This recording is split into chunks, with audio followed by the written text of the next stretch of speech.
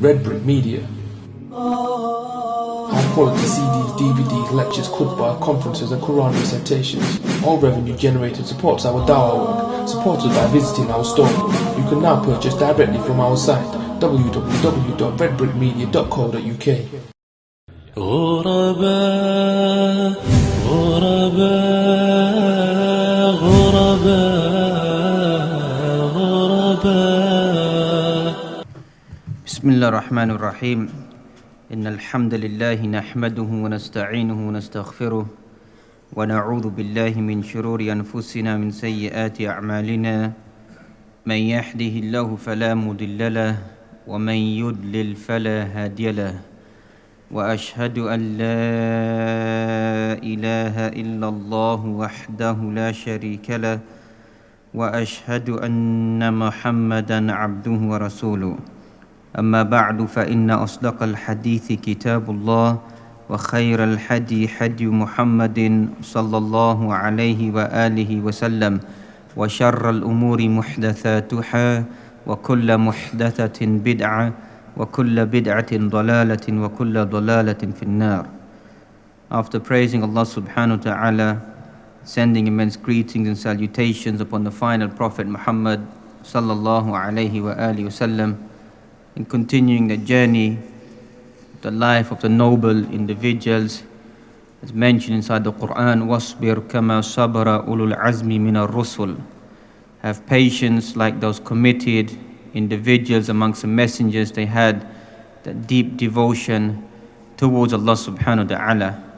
And a large portion of the Mufassirun mention that ulul azm, these strongly committed anbiya or messengers, and none other than Nuh alayhi salam, and then Ibrahim and Musa and Isa and Nabiyyuna Muhammad sallallahu alayhi wa alihi wasallam. These are the five strong, devoted individuals that if we go back to read through their seerah, their lives, we find immense examples and similitudes, even at times the type of life that we're living at the moment. Because we all know there's a concept of what is known as ayyamut tadhiyah, days of sacrifice. And obviously these days of sacrifice, the apparent days of sacrifice that we have, ayyamut tashriq, the days of sacrifice during the days of Dhul Hijjah, or the days of Nahr from the 10th to the 13th of Dhul Hijjah.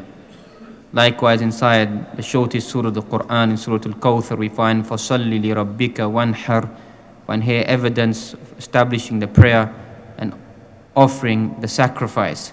Some ulama try to go to the view that an-nahr means the area of the chest, and this is a thabut and evidence of placing your hands upon the chest, but this is da'if, using this ayah as an evidence to place your hands upon the chest, even though this is not the position to enter into the correct location of placing the right hand and left hand upon the chest, is obviously the most strongest and authentic view. But to be just and fair to use this ayah as an evidence, there is some weakness in that interpretation. The correct interpretation is nahr, is sacrifice. So these are the days of sacrifice that the Muslim Ummah, those who are attending these blessed days, and those of us who are absent from these blessed days, to at least offer the sacrifice if we have the means and ability to do so. Then obviously comes the days of sacrifice which concerns us, the hidden meaning of sacrifice, which obviously many of us have forgotten, that only at certain times or locations we remember our devotion, our commitment to Allah subhanahu wa ta'ala. Rather, the way of the believer is continuously throughout their life, from one good action to another good action, from one struggle to another struggle. As-salatu ila as-salah, wal-jum'atu ila al-jum'ah, wa Ramadan ila Ramadan, kafaratun lima baynahunna. One prayer to another prayer, one Jum'ah to another Jum'ah, one Ramadan to another Ramadan, is an expiation whatever takes place between the two. We are not outbursts of Muslims that only on Friday, only in Ramadan, only in Hajj. The Muslim every day is striving and struggling.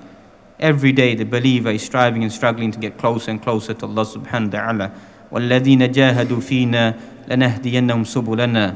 Whoever strives in our paths, we will guide them to the path of Allah subhanahu wa ta'ala. So these are the other hidden meaning of ayyamut tadhiyah, days of rage, days of sacrifice, days of commitment of one's wealth, property, land, family, and even if it may be the life of the individual. And that's that prime example of sacrifice after the Prophet Muhammad sallallahu alaihi wasallam becomes none other than Ibrahim alayhi salam. As Allah subhanahu wa ta'ala mentions of him also being that uswa. Just like inside Surah Al-Ahzab we find لَقَدْ كَانَ لَكُمْ فِي رَسُولِ اللَّهِ أُسْوَةٌ حَسَنَةٌ. Indeed, in the conduct and the behavior, there's something for you to emulate and copy the Prophet Muhammad sallallahu alaihi wasallam. Whoever believes in Allah and the last day and remembers Allah subhanahu wa ta'ala frequently. But a similar verse occurs in another location inside the Quran, but on this occasion praising Ibrahim alayhi salam, as we find قَدْ كَانَتْ لَكُمْ أُسْوَةٌ حَسَنَةٌ فِي إِبْرَاهِيمَ وَالَّذِينَ مَعَهُ. Indeed, in Ibrahim alayhi salam, there's a fine emulation, character and behavior for you to emulate. Just like you emulate the Prophet Muhammad sallallahu alaihi wasallam, likewise for you to emulate the way of Ibrahim alayhi salam. What made him become so intimate and close to Allah subhanahu wa ta'ala, become beloved? As Allah subhanahu wa ta'ala mentions, وَاتَّخَذَ اللَّهُ إِبْرَاهِيمَ خَلِيلًا. Allah subhanahu wa ta'ala took Ibrahim alayhi salam as a close, intimate friend. And Allah subhanahu wa ta'ala only took two individuals as close friends. That was the Prophet Ibrahim alayhi salam and the Prophet Muhammad sallallahu alaihi wasallam. That's when Abu Bakr wanted to become the Khalil, the intimate friend. He said, but you're my companion, you are not that bosom, that close friend. Because indeed Allah subhanahu wa ta'ala has taken me as an intimate friend. A deep, unique relationship between the Creator and these two blessed prophets chosen and selected by Allah subhanahu wa ta'ala. Hatta why? We find in the Quran, وَإِبْرَاهِيمَ الَّذِي وَفَّى. Ibrahim alayhi salam, who fulfilled every single pledge.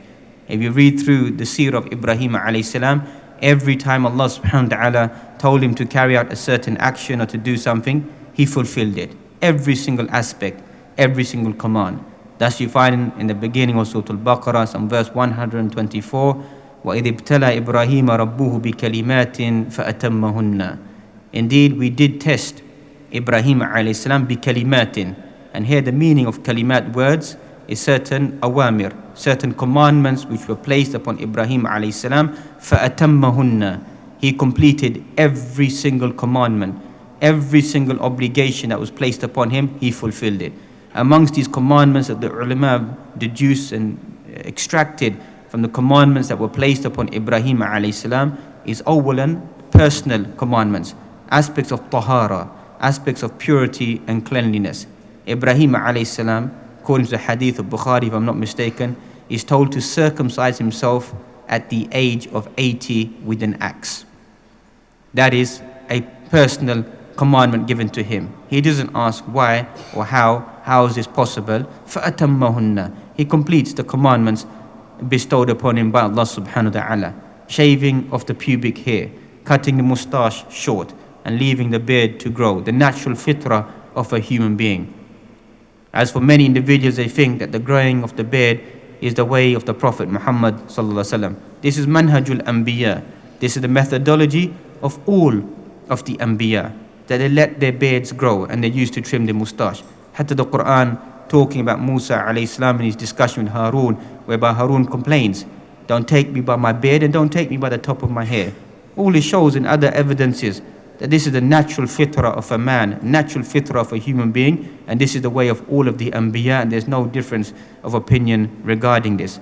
Likewise, clipping of the nails. And obviously here the clipping of the nails is for both men and women. There is to be no distinction here, as some women, they may think that for them to grow their nails long is allowed. This is a natural fitrah for a man and for a woman to trim and to cut their nails. Likewise, plucking the hair from one's armpits. This is the natural tahara which was imposed upon Ibrahim alayhi salam, and he carried out these actions. Then comes his commandments given to him towards the wider society, to invite people to at-tawheed, as we're going to mention bi'idhnillahi ta'ala, to show people the manasik, the rights and regulations of Hajj that he had to perform, or to show what the rest of mankind had to do. And then comes even more specific, more difficult tests, whereby he's been thrown into the fire personally. He's been told to perform the exodus, to leave his family at Mecca and to leave them there. And then comes the ultimate sacrifice of slaughtering or sacrificing his own beloved son. Until what happens? قَالَ إِنِّي جَاعِلُكَ لِلنَّاسِ إِمَامًا. Until one man becomes one imam. This is what Allah subhanahu wa ta'ala wants to see in his carrying out. وَإِبْرَاهِيمَ الَّذِي وَفَّى. Ibrahim, who fulfilled every single pledge.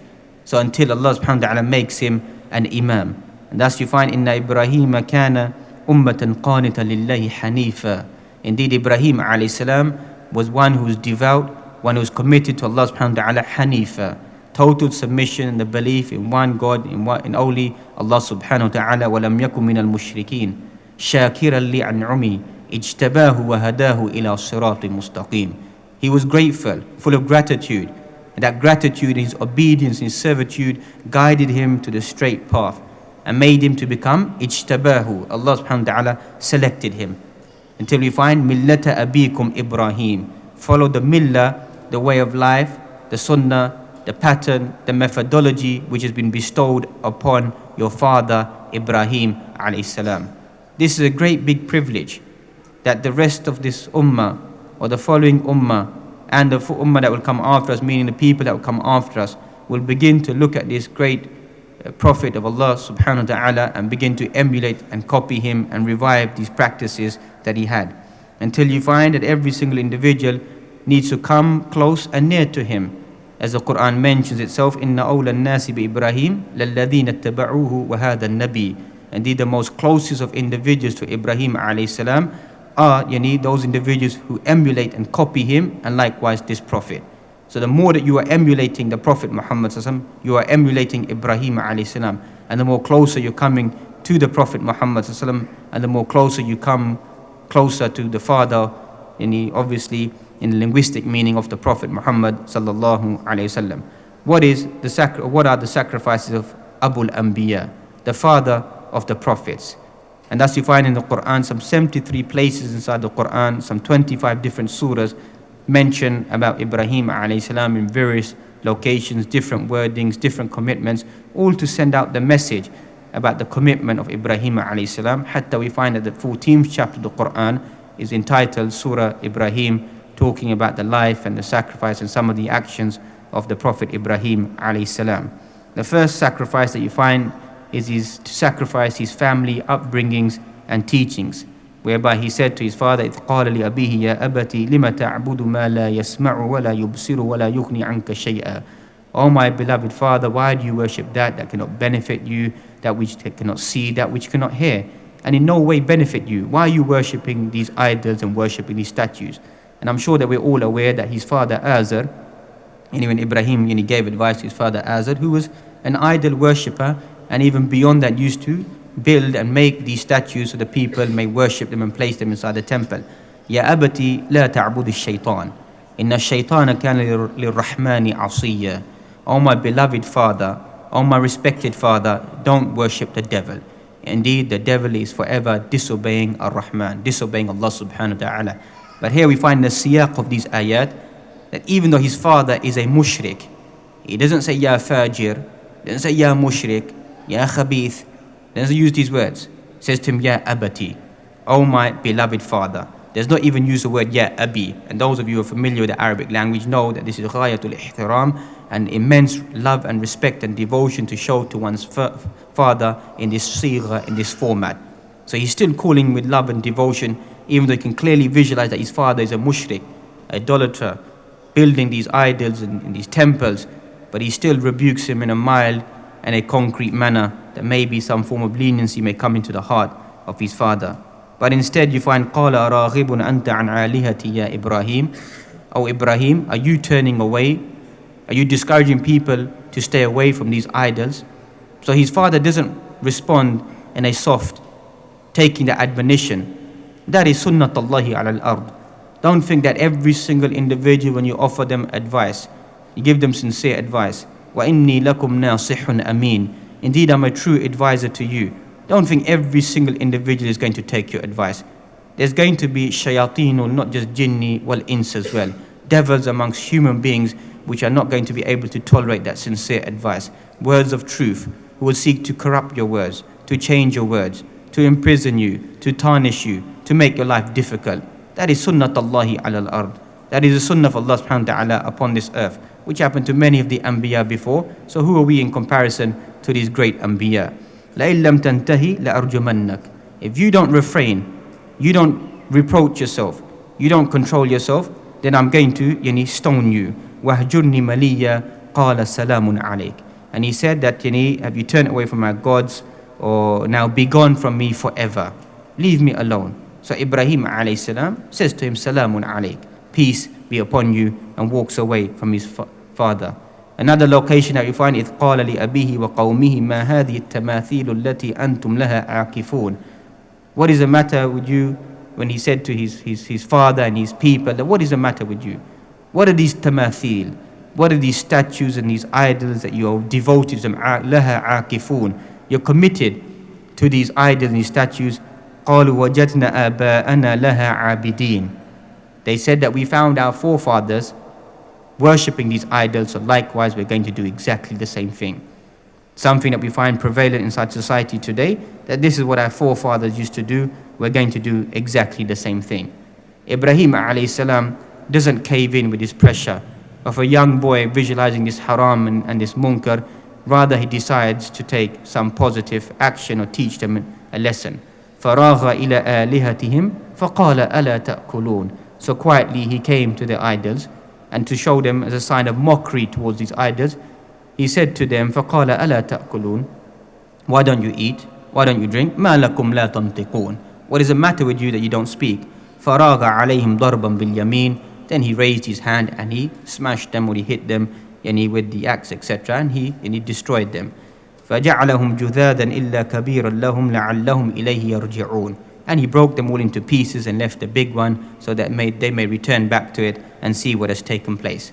And we know, sure, most of us are familiar with the story, how they are confounded with shame as they enter into the temples, overwhelmed, they don't have any evidence.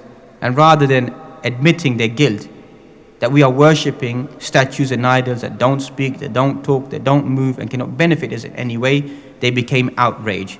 And remember, this is a sign in general of juhal individuals, ignorant individuals. Even though societies which claim to be developed and well articulated, they will try to turn the whole world upside down to prove that they are correct. And if they cannot change you, then they'll begin to place the concept of force and submit you to believe in their way of life and their understanding of what they're doing. قَالُوا ابْنُوا لَهُ بُنْيَانًا فَأَلْقُوهُ فِي الْجَحِيمِ. They said, build a great big fire. Build a great big pyre for this individual, فَأَلْقُوهُ فِي الْجَحِيمِ, and then throw this individual into the jahim, the burning, the furnace of the fire. قَالُوا حَرِّقُوهُ وَانْصُرُوا آلِهَتَكُمْ إِن كُنْتُمْ فَاعِلِينَ. They said, you know what to do? حَرِّقُوهُ.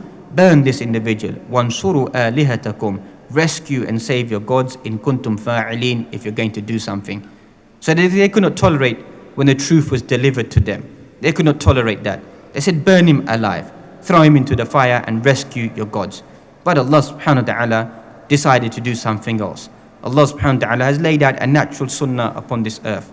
But at times Allah subhanahu wa ta'ala can change the natural sunnah. That is all up to Allah subhanahu wa ta'ala. Does whatever befits His Majesty subhanahu wa ta'ala. We find in the Quran, وَقُلْنَا يَا نَارُ كُونِي بَرْدًا وَسَلَامًا عَلَى Ibrahim. Rather, the fire was commanded and told the natural, materialistic format of the fire is to burn. But rather, Allah subhanahu wa ta'ala said to the fire, كُونِي بَرْدًا وَسَلَامًا عَلى Ibrahim. Become peaceful and cool upon Ibrahim alayhi salam. Some of the Mufassirun, they write in the works of Tafsir that Ibrahim mentioned that the best days of his life, or those 40 days of his life, were when he was inside the fire. Hatta you find in the fire, read works of Tafsir, that these are the first people to build a form of the throwing of the canopy, or the throwing of the catapult, or placing him inside a catapult and throwing him into the fire. Such a huge fire that you find that even the birds that were flying over the fire would become any roasted chicken or roasted birds flying over there. That is the intense heat of the fire. But Allah subhanahu wa ta'ala wanted to change that format and protect and preserve this individual. وَأَرَادُوا بِهِ كَيْدًا فَجَعَلْنَاهُمُ الْأَخْسَرِينَ. They plotted and they planned upon this individual. They wanted to do this evil, but they were the losing individuals. Another location Allah subhanahu wa ta'ala mentioned, فَأَرَادُوا بِهِ كَيْدًا فَجَعَلْنَاهُمُ الْأَسْفَلِينَ. They wanted to plot and plan, but we made these individuals to become humiliated. Remember, the mu'min, the believer, is never humiliated in this dunya. Externally, it may seem like the person has become humiliated, or there seems to be some da'af, there seems to be some weakness. وَتِلْكَ الْأَيَّامُ نُدَاوِلُهَا بَيْنَ النَّاسِ. The only days that we alternate between you and them. It's always that the mu'min is always successful. عَجَبًا لِأَمْرِ الْمُؤْمِنِ. Strange is the affair of the believer. If some difficulty comes upon him, the person, فَصَبَرَ, is patient. If some goodness comes upon him, فَشَكَرَ. That's only for the believer can understand that. A life of turmoil, a life of difficulty, the person is patient. A life of good things, of blessings, the person is grateful to Allah subhanahu wa ta'ala. Thus, as Imam Ibn Qayyim al-Jawziyah highlighted, al-iman bayna sabri wa shukr. Iman is between patience and gratitude towards Allah subhanahu wa ta'ala. So instead, these individuals become the low and the abase in the individual.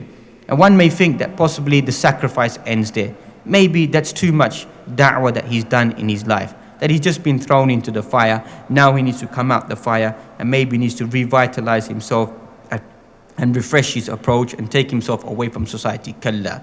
That's not the way of Ibrahim alayhi salam. He's willing to sacrifice his life at that stage and walk straight into da'wah once again. Continues the journey when he meets the king of Namrud, and he has no fear to highlight the truth to this ruler, this tyrannical individual. And thus we find at times, sometimes the truth needs to be highlighted, obviously wisdom and fair preaching. Thus you find some narrations talk about that the most truthful of speech, the best of speech, is to say kalimatul haqq, the true statement, in front of Sultan Ja'ir, in front of a ruler who is tyrannical, knowing fully well that this person will execute you and take your life away. Thus the way of the people of understanding is always to deliver the message in the appropriate manner. Those individuals, الَّذِينَ يُبَلِّغُونَ رِسَالَاتِ اللَّهِ, those individuals who convey the message of Allah subhanahu wa ta'ala, وَيَخْشَوْنَهُ وَلَا يَخْشَوْنَ أَحَدًا إِلَّا اللَّهِ وَكَفَى بِاللَّهِ حَسِيبًا, who fear only Allah subhanahu wa ta'ala, and they fear none other than Allah subhanahu wa ta'ala, and Allah subhanahu wa ta'ala is sufficient to bring any people and mankind to accountability, to know what is taking place. So now he approaches this ruler, and we find in the ayat inside Surah Al-Baqarah once again, أَلَمْ تَرَ إِلَى الَّذِي حَاجَّ إِبْرَاهِيمَ فِي رَبِّهِ أَنْ آتَاهُ اللَّهُ الْمُلْكَ. Have you not seen the one who disputed with Ibrahim alayhi salam, whereby Allah subhanahu wa ta'ala had given him the kingdomship, the dominionship, bestowed it upon him, whereby this individual became tyrannical. He wanted to show in his power by highlighting that I am the one who gives life and death. قَالَ أَنَا أُحْيِي وَأُمِيتُ. I'm the one that gives life and death. And all of us know that that is not the correct interpretation of life and death. Once again, some ulama tafasir that they mentioned, he brought two individuals out of prison, and he executed one of them, and he let one of them go free, and he said, this is the way that I give life and death. And obviously Ibrahim alayhi salam had to use some wisdom in the way to attract this individual. And this here we learn uslubud da'wah, the way even at times to use mantiq, to use the correct logic, not the Greek logic and the facade that we find at times, but to use the appropriate logic, to the rationale, to diffuse certain arguments that begin to take place. So you find that Ibrahim alayhi salam said to him, فَإِنَّ اللَّهَ يَأْتِي بِالشَّمْسِ مِنَ الْمَشْرِقِ فَأْتِ بِهَا مِنَ الْمَغْرِبِ. Indeed, Allah subhanahu wa ta'ala brings the sun from the east, cause it to come from the west if you claim to be a creator, if you are the deity. Just like you find Fir'aun, who claimed to be أَنَا رَبُّكُمُ الْأَعْلَى, I'm your almighty Lord. Likewise, he said, look at this individual, cannot even express himself, and look at the rivers which are flowing underneath my palace. And look at the strange concept. Allah subhanahu wa ta'ala drowned Fir'aun in that same river to teach him a lesson that when you become arrogant and you become tyrannical, we are going to persecute you with the same thing that you boast about. So Nimrud is boasting that I am a Lord, I am the deity, I am the one that gives life and death. Cause the sun to rise or change its direction and bring it from the west.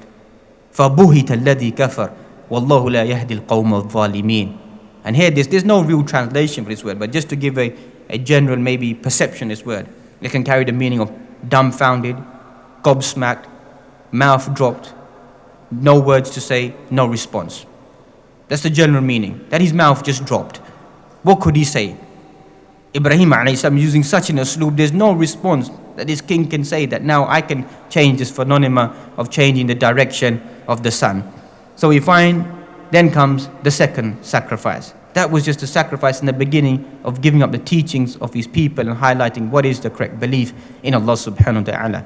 The second now is sacrificing his country to make that hijrah.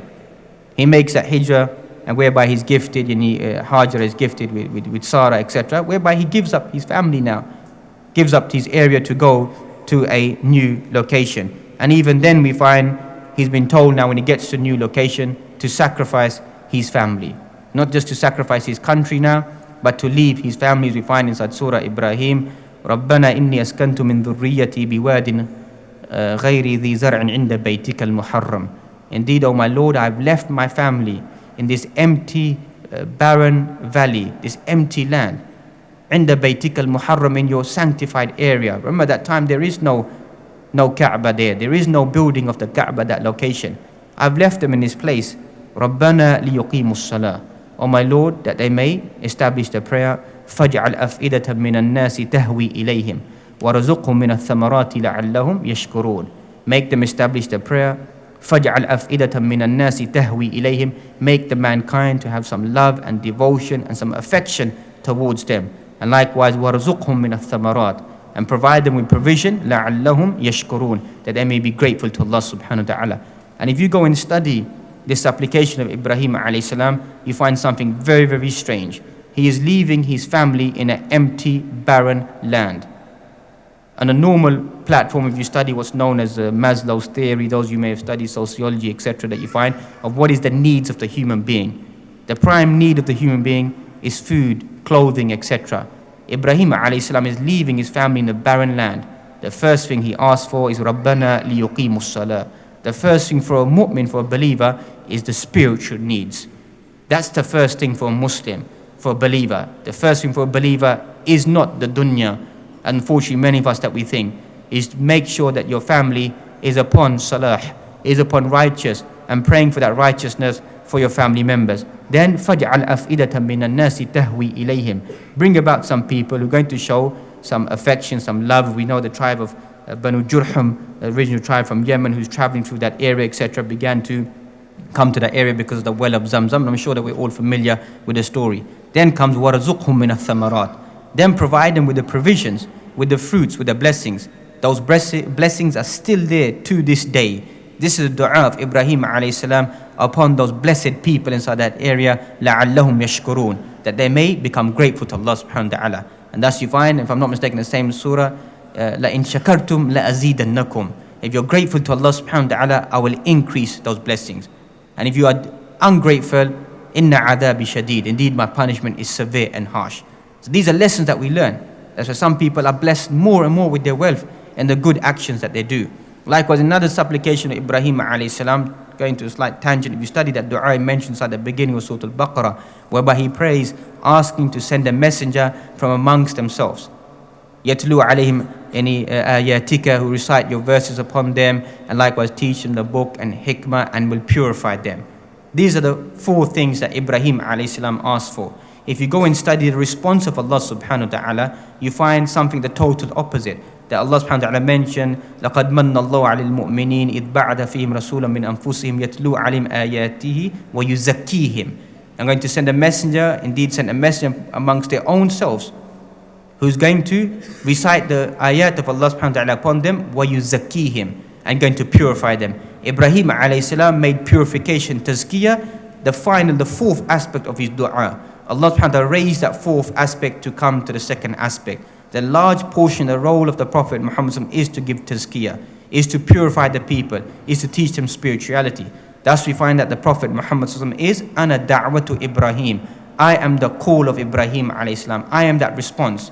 And if you go back to the lineage, you find that no prophet comes from the lineage from Ismail alayhi salam except for the Prophet Muhammad sallallahu alaihi wasallam, because that is going back to the dua of Ibrahim alayhi salam. So all these du'as that you find inside the Quran that have been mentioned by Ibrahim, likewise in the same surah you find the famous dua that I'm sure all of us offer in our prayers, رَبِّ اجْعَلْنِي مُقِيمَ الصَّلَاةِ وَمِنْ ذُرِّيَّتِي رَبَّنَا وَتَقَبَّلْ دُعَاء رَبَّنَا اغْفِرْ لِي وَلِوَالِدَيَّ وَلِلْمُؤْمِنِينَ يَوْمَ يَقُومُ الْحِسَابِ. And I'm sure that all of us make this supplication. You need to make us to establish the prayer, and likewise our progeny, to pardon and forgive our parents, etc. That all goes back to the supplication of Ibrahim alayhi salam. Then comes the fourth aspect, sacrificing his son, given at the age of 86. So تصوروا هذا. Imagine the whole of this journey, the whole of these efforts and this struggle, that finally he's bestowed with a son. And this becomes the pinnacle of sacrifices of Ibrahim alayhi salam, because it becomes symbolic for the rest of this Muslim ummah. And that's you find inside the surah, فَلَمَّا بَلَغَ مَعُ السَّعْيَ, when he reached the age of sa'i. Ulama have given various interpretations what this means. Either he reached the age of becoming a youth, or the age of work, or you see your own self in your son. You see a reflection of yourself in your son. You reach that prime age that you see yourself in your son. At that stage, you find that Allah subhanahu wa ta'ala commanded Ibrahim alayhi salam, as we know inside a dream, to sacrifice his son. And remember, the ru'ya al-anbiya, is in their dreams, to visualize dreams inside their sleep, is wahyun, is revelation. So whatever they see in their dreams, they have to implement it. It's not like us, what we see in our dreams, adghathul ahlam, muddled up, mixed up dreams that you find, and some people try to take them as a form of revelation, whatever it may be. There's no form of revelation for a Muslim via dreams. They could have some strange interpretation or positive interpretation, but that's for the ulama who deal in the world of dreams. But as for the anbiya, they don't dream the way that we dream. Their dreams are wahi, are revelation. So they have to carry it out. So Ibrahim alayhi salam said, قَالَ يَا بُنَيَّ إِنِّي أَرَى فِي الْمَنَامِ أَنِّي أَذْبَحُكَ فَانظُرْ مَاذَا تَرَى. He says, "Oh my beloved son, indeed I see myself in a vision, in a dream, that I have to sacrifice you, that I am sacrificing you. فَانظُرْ مَاذَا تَرَى. What do you think about this? What's your opinion? What's your view about this? Do you think Ismail tells and says, Dad, are you crazy? Are you okay? Are you fine? You've just seen me after so many years. Is everything okay? Are you mentally, physically fit to utter such words?" And look at the response of Ismail alayhi salam, whereby he says to his beloved father, قَالَ يَا أَبَتِ افْعَلْ مَا تُؤْمَرْ ستجدني إن شاء الله من الصابرين. Same kalimat. He said, Ya abati, O my beloved, respected father. Kama tadinu tudan. The way that you believe, it comes round to you. He said to his kafir father, mushrik father, "Oh my father, why are you worshipping the idols?" Sometime later, his son, from the same progeny, from the same loins, comes as a believer and uses exactly the same words. "Oh my beloved father, do what you've been commanded to do, and you'll find me amongst the patient individuals." Some ulama tafasir that they mention that Ibrahim is hesitant to sacrifice him. So Ismail says that I will face down, then you sacrifice me. And he says, "Shudh ya abi, cut harder, strike harder with the knife and sacrifice me." No hesitation from Ismail alayhi salam, and naturally would be some hesitation from Ibrahim being the father. فَلَمَّا أَسْلَمَ وَتَلَّهُ لِلْجَبِينَ. When they both submitted and placed down his forehead down upon the ground. وَنَادَيْنَاهُ أَنْ يَا إِبْرَاهِيمُ قَدْ صَدَّقْتَ الرُّؤْيَا. We call out to Ibrahim alayhi salam, "Indeed you have lived true to the vision. إِنَّا كَذَلِكَ نَجْزِي الْمُحْسِنِينَ. This is the way we reward the doers of good. إِنَّ هَذَا لَهُوَ الْبَلَاءُ الْمُبِينُ وَفَدَيْنَاهُ بِذِبْحٍ عَظِيمٍ." Indeed, this was a manifest trial, and this is a momentous sacrifice. This becomes the pinnacle point of being asked to sacrifice one's son. Even though we know that Allah subhanahu wa ta'ala did not want him to sacrifice the son, but wanted to see Ibrahim alladhi waffa, to see what is going to be the response of Ibrahim alayhi salam. Is he going to hesitate? Is he going to say, as many of us we may claim to say, وَقَالُوا سَمِعْنَا وَأَطَعْنَا, we hear and we obey, but rather unfortunately many of us say, وَقَالُوا سَمِعْنَا وَأَصَيْنَا, we hear and we disobey, has become unfortunately a symbolic gesture of much of this Muslim ummah, that we hear and we disobey the commandments of Allah subhanahu wa ta'ala. Then we find that the sacrifice does not stop there. One may think, well, that's enough sacrifices to do. What more can Allah subhanahu wa ta'ala ask Ibrahim alayhi salam to do? And the next sacrifice or the next commitment is to construct the Kaaba, to construct the house of Allah subhanahu wa ta'ala. وَإِذْ يَرْفَعُ إِبْرَاهِيمُ الْقَوَاعِدَ مِنَ الْبَيْتِ وَإِسْمَاعِيلُ, whereby Ibrahim and Ismail are laying out the qawa'id, the pillars or the foundation of the house of Allah subhanahu wa ta'ala. And likewise the call to Hajj that we find, you find that millions are answering that call. Was there anyone standing there when Ibrahim alayhi salam was told, وَأَذِّن فِي النَّاسِ, call out to mankind to come and perform the Hajj? It was a barren, empty land. he could not visualize that later millions, if not billions, have come and passed that journey in devotion towards Allah subhanahu wa ta'ala. Majority, if not most of the rites, the manasik of Hajj, all go back to Ibrahim alayhi salam.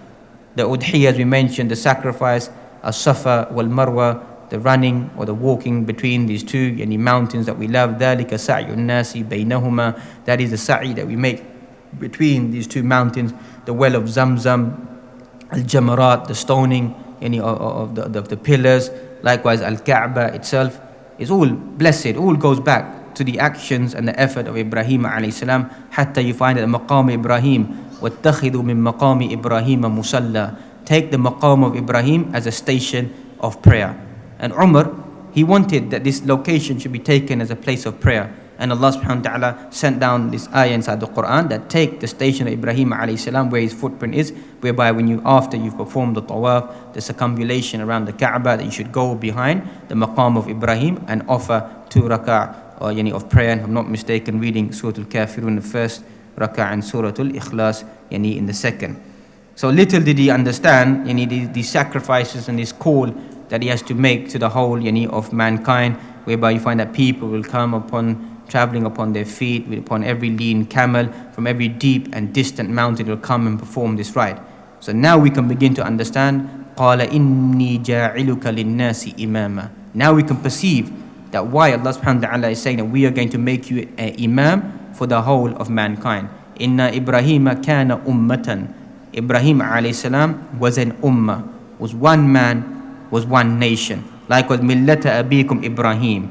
The actions of one individual become actions for the rest of this Muslim ummah until the day of judgment. So when many people think that what is the point in myself making an effort or individually doing something, yes, as a group we do become stronger. But remember, mountains are created from pebbles. Mountains are created from small stones. Every stone, every rock has a great big portion to play in the building of that mountain. Soon as you take one stone, one rock away, the mountain will eventually begin to crumble. That's what this Muslim ummah is. No one should belittle themselves. No one should think that I have no role to play. لا تحقرن من المعروف شيئا. Never belittle any action of goodness. Any opportunity that you have of da'wah, of khair, of anything that you can do in the way of Allah subhanahu wa ta'ala with the appropriate intention and following the sunnah of the Prophet, one should spread that to humanity, because we have many things that we can visualize in front of us, but still we are very laxical in our approach and our understanding in comparison to Ibrahim alayhi salam. So we find if we go back and look at those sacrifices and compare those sacrifices to the sacrifices that we are making today. The first sacrifices we mentioned about Ibrahim alayhi salam was a sacrifice of his family upbringings and teachings. And we can all ask ourselves a basic elementary question: to what degree have we rectified our beliefs and the people around us? Yes, there may be many that we may think who've been rectified, but the Quran mentions وَمَا يُؤْمِنُ أَكْثَرُهُم بِاللَّهِ إِلَّا وَهُمْ مُشْرِكُونَ. Most people believe in Allah subhanahu wa ta'ala, but they're mushrikun. It's a long journey, brothers. It's a very, very long journey. وَأَنَّ هَذَا صِرَاطِي مُسْتَقِيمًا فَاتَّبِعُوهُ. Indeed, this is the long path of Allah subhanahu wa ta'ala. There's no shortcut path. Don't think that you can instantly get results. Results may come at a later stage, may come in 50 years, may come in 100 years, may come in 150 years. But the key element is that we are, inshallah, throwing those seeds of change whenever, because some trees, they flourish instantly. Some trees, they grow after many, many years. Some trees grow after centuries, and then they remain. أَصْلُهَا ثَابِتٌ وَفَرْعُهَا فِي السَّمَاءِ. And some of those trees go deep down strongly into the ground, which is, as a side point, another verse which is inside Surah Ibrahim, even though this tree, parable, some ulama, as Shaykh al-Sa'di, Imam al-Sa'di, goes to the view that this is the branches of faith and the soul of Iman. But you can also have the other interpretation, that these are the behavior and the character of the Muslim, that we are trying to throw those seeds of creating a good jeel, a new generation, bi-idhnillahi ta'ala, who's committed towards the obedience and the servitude towards Allah subhanahu wa ta'ala, and every so often it delivers its fruits by the permission of Allah subhanahu wa ta'ala. Second, we find how strongly do we believe and held fast to our beliefs at whatever expense. No one is saying that we should now be thrown into the fire, but just some glimmer, some even basic hardship, we find that people begin to crumble. People are not willing to bear the consequences. We all know what's taking place in the society around us, the banning of the niqab, the hardships upon certain individuals traveling in and out of this country, anybody talking about Islam. Why should we beat about the bush? Why are we always people who are apologetic, saying this is wrong, or we do have this, or we do have that, or we begin to take funding for certain causes, etc. Any simple things. There seems to be quite clearly double standards that begin to take place. If today we said something about Hitler, if we praised Hitler, all hell would break out loose. All hell would break out loose of praising this individual of the actions that he done. And that was actually tried and tested. And when it's mentioned about the Prophet Muhammad to draw pictures about him, the same organization says, well, that is a freedom of expression. Look at this. None of us agree with the views of Hitler, what he done, the Holocaust, etc. None of us agree with it.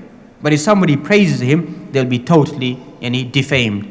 An action will be taken against that individual. Hatta you find there's a passage of law that you could be tried for praising this individual in certain countries and denying the Holocaust. But when it comes to the Prophet Muhammad, it's all in the freedom of expression. So sometimes we need to begin to think, how apologetic are we going to become? Are we going to become so apologetic that people can insult the Prophet Muhammad in front of our faces, and we say 3 bags full? They can write articles about Islam, they can defame Muslims, they can defame the Quran. It all comes under freedom of speech. So we need to begin to think that what consequences are we bearing to take to strengthen the deen of Allah subhanahu wa ta'ala. Second, we find the sacrifice of one's country. Now, if we compare that sacrifice of Ibrahim alayhi salam to our own selves, obviously we know there's a great deep discussion amongst the ulama about living in the lands of the West and the performance of hijrah. But in short, nobody can deny the fact that to perform hijrah is something good. To make the exodus, the migration, to leave a land to go to a better environment, and especially in the Muslim lands, is better than being engaged in the Western world, etc. Even though there's a great technical debate that exists.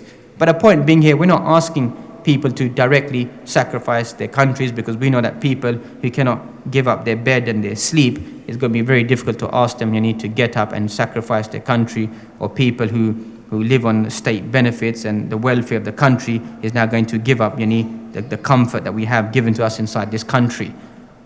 Thirdly, we find the sacrifice of our families. Obviously, we know that our family members have become a hindrance for many of us, have become a fitna, as the Quran mentioned, that some of the family members becomes fitna for a human being. Because why? Possibly, if we go back and we study the dua of Ibrahim alayhi salam, is we are not focusing upon their spiritual needs. We are so much worried about their luxury salvation and not worried about their spiritual salvation. That doesn't mean that it's haram to earn a good living, to have wealth, to take care of your family. Sadaqah begins at home, etc. But there needs to be a tawazun. There needs to be a balance.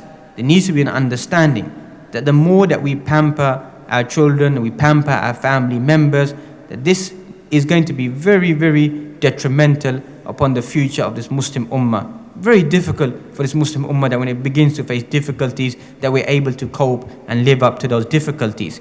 Fourthly, we find the sacrifice of one son. And we're not asking you to go and sacrifice your sons, but at least we can begin to program our children to become committed, to have a good cause, a good action, to make, to strengthen this ummah which is weakening more and more on a daily basis. That if those actions that we cannot do, we don't have that ability, we don't have that skill, we don't have that intellect, we don't have that ilm, that we begin to inbreed that within the following generation, that they don't become like us. Islam becomes a way of life that they deeply believe in, that wherever they go, they impress people with the teachings of Islam, with the teachings of the Quran, with the teachings of Sunnah, and believe deeply in the foundations of Al-Islam. So we're not asking you to go now and physically sacrifice our sons or our children, etc. Likewise, other efforts that we find, the efforts of building the Kaaba. In general, alhamdulillah, we know we have many masajid inside this country, but how many institutes of learning?